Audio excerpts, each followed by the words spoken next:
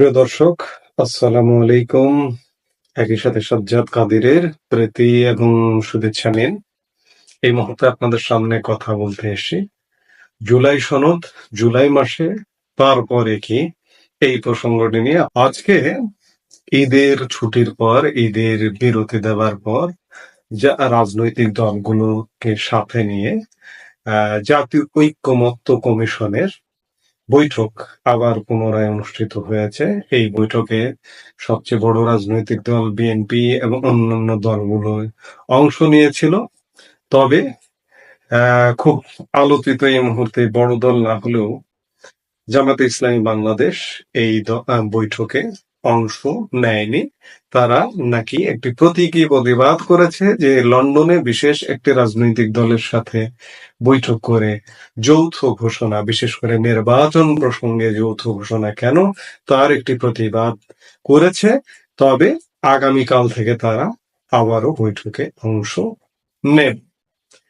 যেটি হোক, জামাতের চরিত্র নিয়ে মাঠে থাকবে। আমি যেটি বলতে চাইছি যে জুলাই সনদ জুলাই মাসে তারপরে কি, জুলাই সনদ যে জুলাই মাসে আজকের বৈঠকে আলাপ প্রসঙ্গে বলেছেন জাতীয় ঐক্যমত্য কমিশনের সহসভাপতি আলী রিয়াজ। জুলাই মাসে জুলাই সনদ তৈরি হতে পারে বলে জানিয়েছেন আজকের বৈঠকে ঐক্যমত্য কমিশনের সহ সভাপতি আলী রিয়াজ। তিনি বলেন, জাতীয় ঐক্যমত্য কমিশন সংকল্পবদ্ধ যে জুলাই মাসের মধ্যে জাতীয় সনদ তৈরি করতে পারব। আজ মঙ্গলবার 17 জুন রাজধানীর ফরেন সার্ভিস একাডেমির দোয়েল হলে জাতীয় ঐক্যমত্য কমিশনের সঙ্গে রাজনৈতিক দলগুলোর দ্বিতীয় পর্যায়ের আলোচনা শুরুতে তিনি এমন মন্তব্য করেন। আলী রিয়াজ বলেন, সব বিষয়ে রাজনৈতিক দলগুলো একমত হবে না, কিন্তু সবাইকেই ছাড় দেওয়ার মনোভাব নিয়ে আলোচনা চালিয়ে যেতে হবে। ঈদের আগে ঐক্যমত্য কমিশনের দ্বিতীয় ধাপের আলোচনা শুরু হলে মঙ্গলবার দেশের বিভিন্ন রাজনৈতিক দলের সঙ্গে মূল আলোচনা শুরু করে কমিশন। বিএনপি, এনসিপি সহ 30টি রাজনৈতিক দলের প্রতিনিধিদের সঙ্গে দ্বিতীয় পর্যায়ের আলোচনা চলছে। এতে মূল আলোচ্য বিষয় হিসেবে রয়েছে সংবিধানের 70 নম্বর অনুচ্ছেদ, সংসদে নারী প্রতিনিধিত্ব, স্থায়ী কমিটির সভাপতি মনোনয়ন, দ্বিকক্ষ বিশিষ্ট সংসদ ও প্রধান বিচারপতি নিয়োগ প্রক্রিয়া। ঐক্যমত্য কমিশনের পক্ষ থেকে জানানো হয়েছে, আগামী 3 দিন টানা আলোচনা চলবে। রাজনৈতিক দলগুলো রাজি থাকলে সাপ্তাহিক ছুটির দিন শনিবারও আলোচনা করতে রাজি কমিশন।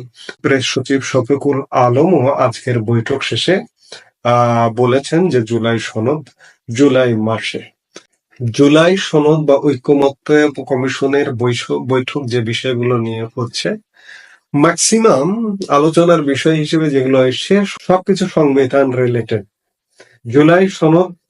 জুলাই সনদ থেকে পিছু হটেনি।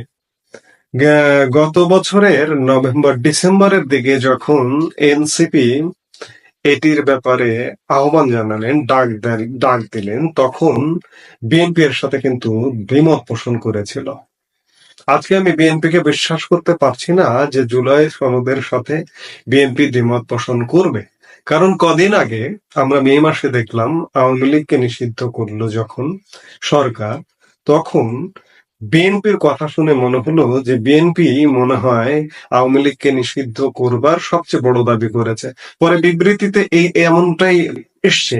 অথচ বিএনপি বিগত সময় থেকে, আওয়ামী লীগ সরকারের পতনের পর থেকে একটি কথা বলে এসেছিল যে আমরা কোনো রাজনৈতিক দলের নিষিদ্ধের পক্ষে নয়। তো কাজেই বিএনপির মতকে আপনি কিভাবে বলবেন যে বিএনপি এই মতে স্ট্রিক্ট থাকবে বা স্ট্রিক্ট আছে? যেটি হোক, আজকে জামাত বলুন কিংবা এনসিপি বলুন, তারা একজোট হয়ে সরকারের সাথে যদি জুলাই সনদ, জুলাই ঘোষণা বা প্রক্লেমেশন অফ সেকেন্ড রিপাবলিক ঘোষণা করে, বিএনপি আমার মনে হয় না এতে দ্বিমত পোষণ করবে। বিএনপিও সেখানে যাবে। এখন প্রশ্ন হচ্ছে যে এই জুলাই সনদ জুলাই মাসে হবার পরে কি ঘটবে? আবার সংবিধান স্থগিত বা সংবিধানকে কি ছুঁড়ে ফেলানো হবে, বাতিল করা হবে? এটি আসলে পরিকল্পনাটা এটি। কারণ এনসিপির কণ্ঠ দিয়ে, মুখ দিয়ে বিশেষ করে জামাত, বিএনপি তারা সরাসরি ভাবে না বললেও সংবিধানকে, আমার যে সংবিধানটি আছে ৭২-এর সংবিধান, ১৯৭১ সালের মুক্তিযুদ্ধের চেতনায় এবং মুক্তিযুদ্ধের যে একটা স্পিরিট, সেই স্পিরিট দ্বারা যে সংবিধানটি রচিত, সেই সংবিধানটিকে এই জুলাই সনদ ঘোষণার মাধ্যমে এরা বানচাল করে দেবে, এরা ফেলে দিবে। সংসদে যাবার আগেই এরা সংবিধানকে ফেলে দেবে। এই সংবিধানকে সরিয়ে দেবার প্রধানতম কারণ, বিগত ১১ মাসে রাষ্ট্রদ্রোহিতার মতো নানা রকম ঘটনা ঘটে গেছে।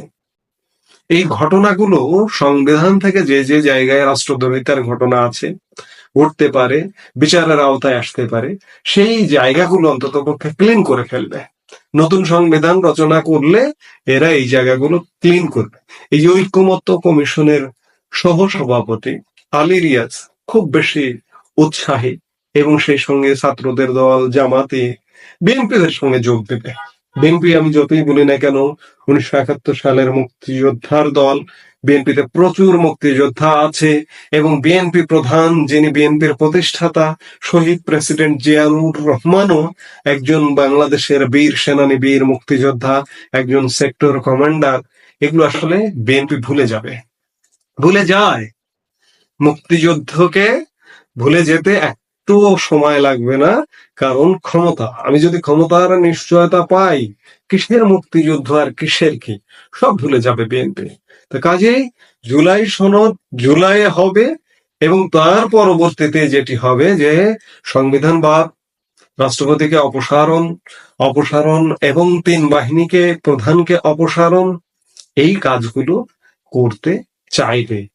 কিন্তু ভাই, বাংলাদেশে এই যে ব্যবস্থাটি চলছে, আজকে যদি সেনাবাহিনী মনে করে যে কালকে এই ব্যবস্থাটি থাকবে না, তখনই কিন্তু শেষ হয়ে যাবে। সেনাবাহিনী এখনো চুপ, সশস্ত্র বাহিনী এখনো চুপ, এখনো নীরব অবস্থা দৃষ্টে মনে হয় যেন এই সরকারকে বা এই যে যারা তাণ্ডব চালাচ্ছে এদেরকেই সহযোগিতা করছে। কিন্তু এমন ঘটনা যদি ঘটাতে আসে, বর্তমান সরকার এবং সরকারের যে প্রধান পৃষ্ঠপোষক রাজনৈতিক দলগুলো, জামাত, এনসিপি, সঙ্গে বিএনপিও, সেই জায়গায় কিন্তু বাদ সাধবে। আমার ধারণা, আমি যদিও এর আগে অনেক ধারণা পোষণ করেছি, সেই ধারণাগুলো সত্যি হয়নি। যেমন আমি এক প্রকার চ্যালেঞ্জ দিয়েছিলাম যে ৩২ নম্বর বঙ্গবন্ধুর স্মৃতি বিজড়িত মুক্তিযুদ্ধের আতুর ঘর ৩২ নম্বর ভাঙতে পারবে না হায়না, কিন্তু ভেঙেছে, ভাঙতে পেরেছে, বুলডোজার চালিয়েছে। আজকে আমি আর কোনো কিছুতে অবাক হই না, আমি আর কোনো কিছুতে বিস্মিত হই না।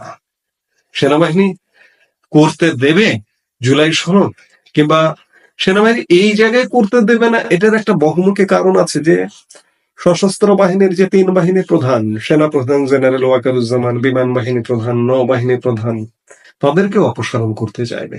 তারা কি তাদের নিজেদের অপসারণ করতে দেবার সুযোগ দেবে? অবশ্যই দেবে না। এবং তাদের কারণে, সশস্ত্র বাহিনীর কারণেই মহামান্য রাষ্ট্রপতি এখন পর্যন্ত বাহাল তবিয়তে আছেন। সংবিধানের সুরক্ষা দিতে তিনি বহাল তবিয়তে আছেন, কিন্তু এই জুলাই সনদের সাথে সাথে মহামান্য রাষ্ট্রপতিকেও সরিয়ে দেবার চেষ্টা করবে। রাষ্ট্রপতি এবং ৩ বাহিনীকে যখন সরিয়ে দিতে চাইবে, যাদের উপর ভর করে এই সরকারটি মহামান্য রাষ্ট্রপতির কাছে শপথ নিয়ে এসছেন, রাষ্ট্রপতিকে মানুন আর না মানুন, রাষ্ট্রপতিকে এই মুহূর্তে যত সংকটের মধ্যেই রাখুন না কেন, যতটা একঘরে করে রাখুন না কেন, গুরুত্বহীন করে রাখুন না কেন, অধ্যাদেশগুলো কার দ্বারা সাইন করান? মহামান্য রাষ্ট্রপতির দ্বারা। অনেকে বলেন যে রাষ্ট্রপতি কেন সাইন করেন? আপনাদের সেই দৃশ্যটা মনে আছে? ৫ অগস্ট সন্ধ্যেবেলা মহামান্য রাষ্ট্রপতির জাতির উদ্দেশ্যে ভাষণ, তার ফেস ইমপ্রেশন দেখেছিলেন? ৩ বাহিনীর প্রধান পেছনে কিভাবে দাঁড়িয়েছিলেন? তিনি যদি সেই ভাষণটি জাতির উদ্দেশ্যে না দিতেন, তার কি হতে পারত? কাজেই কেউ প্রশ্ন করেন না যে রাষ্ট্রপতি কেন অধ্যাদেশে সাইন করেন। অধ্যাদেশে সিচুয়েশনের কারণে তিনি সাইন করতে বাধ্য হন। কাজে জুলাই ঘোষণার সাথে সাথে কিছু আত্মঘাতী ঘটনা ঘটবে। সেই ঘটনাগুলো ঘটাতে গেলেই আমার বিশ্বাস যে একটা দফারফা হয়ে যাবে। কারণ সেনাবাহিনী বা সশস্ত্র বাহিনী, ৩ বাহিনী প্রধান তারাই থাকবে না। তখন প্রশ্ন আসবে যে সেনাবাহিনী থাকবে, রাষ্ট্রপতি থাকবে, সংবিধান থাকবে, নাকি এই সরকার থাকবে আর এই সরকারের সাঙ্গপাঙ্গরা থাকবে। এই সরকার যদি একটা আলাদা, এই সরকারের যারা সাঙ্গপাঙ্গ বিএনপি, এনসিপি বা জামাত, তারা যদি একদিকে, আরেকদিকে সশস্ত্র বাহিনী, মহান রাষ্ট্রপতি, আমার মহাপবিত্র সংবিধান, তাহলে সংঘর্ষটা বেশ মজাদার হবে। থাকবে কে? মহামান্য রাষ্ট্রপতি থাকবে, সংবিধান থাকবে, ৩ বাহিনী, সশস্ত্র বাহিনী থাকবে, আর তোপে ভেসে যাবে বর্তমান অন্তর্বর্তীকালীন সরকার, এনসিপি, জামাত এবং বিএনপি যদি তাদের সাথে আতাত করে চলে, তাহলে বিএনপি। আমরা সেই দিনগুলো দেখবার অপেক্ষায় আছি। এই মুহূর্তে পর্যন্তই। সবাই ভালো থাকুন, সুস্থ থাকুন। আমাদের ভিডিওগুলো নিয়মিত পেতে সাবস্ক্রাইব করুন Sajjad Kadir and the legends YouTube channel এবং লাইক, কমেন্ট, শেয়ার করে সাথে থাকুন।